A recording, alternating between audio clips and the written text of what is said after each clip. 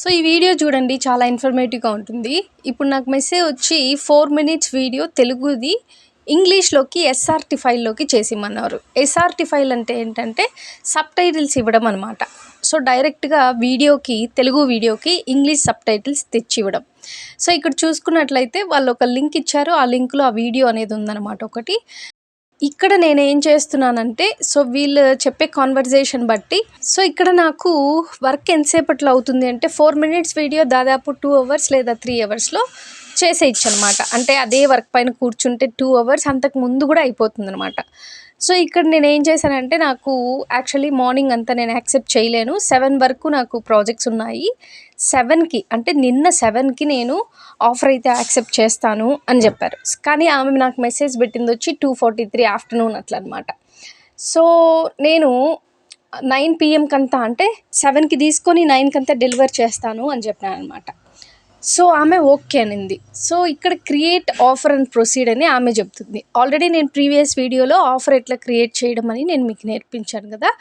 So ఇక్కడ వచ్చి okay create offer అన్నారు కదా అని చెప్పి నేను క్రియేట్ ఆఫర్ అనేది చెప్పి సింగిల్ పేమెంట్ సెలెక్ట్ చేసుకొని, ఇక్కడ ఏదైతే గిగ్ ఉంటుందో ఆ గిగ్ సెలెక్ట్ చేసుకొని ఆఫర్ మనకేం చెప్పారు, 4 మినిట్స్ వీడియో అనేది తెలుగు వీడియో ఇంగ్లీష్ ఎస్ఆర్టీ ఫైల్కి ట్రాన్స్లేట్ చేసి ఇవ్వాలి అని చెప్పారు.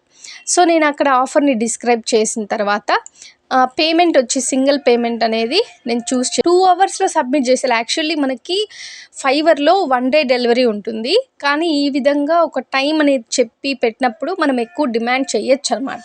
సో అందుకు నేను $10 అనేది డిమాండ్ చేశాను. డెలివరీ టైం వచ్చి 1 డే. ఇక్కడ యాక్చువల్లీ మనకు చూపించేదే 1 day, 2 hours, half an hour అట్లా చూపించదు కాబట్టి 1 డే పెట్టుకున్నా. ఒక రివిజన్ అనేది పెట్టుకున్నాను అనమాట. సో దాని తర్వాత సెండ్ ఆఫర్ అని చెప్పి పెట్టేశాను.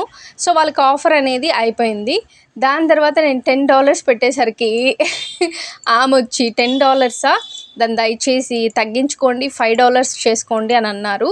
చెప్పాను కదా, బార్గెన్ చేసినప్పుడు మనం ఆఫర్ అనేది విత్డ్రా చేసుకొని కొత్త ఆఫర్ అనేది క్రియేట్ చేయాల్సి ఉంటుంది.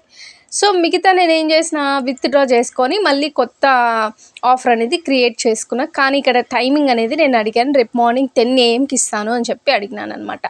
సో ఆమె ఓకే అని చెప్పింది. అంటే ఈవినింగ్ 7కి యాక్సెప్ట్ చేస్తే నెక్స్ట్ డే మార్నింగ్ 10 AMకి నేను సబ్మిట్ చేస్తాను అన్నాను.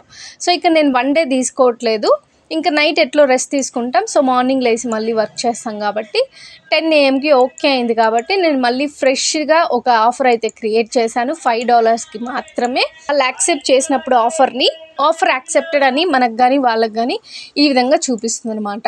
సో ఒకసారి ఆఫర్ క్రియేట్ అయిన తర్వాత మనకు కౌంట్ డౌన్ స్టార్ట్ అవుతుంది. టైమ్ లైన్ అనేది చూడండి. సో ఇక్కడ రిక్వైర్మెంట్స్ అనేది మిస్సింగ్ అని ఎందుకు ఉందంటే, సో వాళ్ళ రిక్వైర్మెంట్స్ అనేది ఆల్రెడీ లింక్లో మెసేజ్ రూపంలో సబ్మిట్ చేశారు. బట్ ఇక్కడ మళ్ళీ రిక్వైర్మెంట్స్ అనేది ఆల్రెడీ ఉంది కాబట్టి ఎటువంటి ప్రాబ్లం అయితే లేదనమాట. సో ఇక్కడ చూడండి, ఒకవేళ నా డాష్ బోర్డ్ చూసుకున్నట్లయితే నాకు ఏ విధంగా ఆర్డర్స్ యాక్టివ్ ఉన్నాయి అనేది మేనేజ్ ఆర్డర్స్లో మనకు చూపిస్తుంది. సో ఇక్కడ టైమింగ్ అనేది మనకి చూపిస్తూ ఉంటుంది. ఒక యాక్టివ్ ఆర్డర్ ఉంది, ఒక నోటిఫికేషన్ అంటే దాని రిలేటెడే. ఇక్కడ వచ్చి కంప్లీటెడ్, ఇంతకుముందు నేను కంప్లీట్ చేసింటాను కదా, వాటి రిలేటెడ్ ఉంటాయన్నమాట. సో ఇక్కడ మీరు చూసుకున్నట్లయితే ఇంకా నోటిఫికేషన్స్లో కూడా మనం ఈ నోటిఫికేషన్స్ అనేది ఆన్ చేసి పెట్టుకుంటే సెల్లో యాప్లో అనమాట ఇప్పుడంతా మీకు చూపిస్తున్నది. సో సెల్లో యాప్లో అయిపోయిన తర్వాత, సో దాని తర్వాత నేను సిస్టంలో వర్క్ చేయాల్సి ఉంటుంది. సో వాళ్ళు ఏదైతే వీడియో పెట్టారో ఆ వీడియోని ప్లే చేసుకుంటూ వినుకుంటూ ఫస్ట్ తెలుగులో యాజ్ ఇట్ ఈజ్ నేనైతే టైప్ చేసుకుంటాను. దాని తర్వాత తెలుగు టు ఇంగ్లీష్ ట్రాన్స్లేట్ చేసుకుంటాను. సో దాని ఎస్ఆర్టీ ఫైల్గా మళ్ళీ నేను మార్చుకుంటాను అనమాట. సో మొత్తం మార్చేసుకున్న తర్వాత సిస్టంలో నేను ఓపెన్ చేసి నా వర్క్ అంతా సబ్మిట్ అయిపోయిన తర్వాత, సో ఎవరైతే వర్క్ ఇచ్చారో వాళ్ళని క్లిక్ చేసి ఇక్కడ మనం మెసేజ్లో డైరెక్ట్గా వాళ్ళ వర్క్ అనేది మనం సబ్మిట్ చేయకూడదు అనమాట. ఇక్కడ ఆల్రెడీ ఫైల్ అనే ఆప్షన్ ఉంది, ఫొటోస్ ఉన్నాయి, రెస్పాన్స్ ఉంది, ఇక్కడ చేయకూడదు అనమాట. మనము ఈ యొక్క డాష్ బోర్డ్ అనేది ఓన్లీ మెసేజెస్ కోసమే ఉంటుంది. ఓకే, ఇక్కడ మై బిజినెస్లో వెళ్ళి ఆర్డర్స్లోకి వెళ్ళాలి.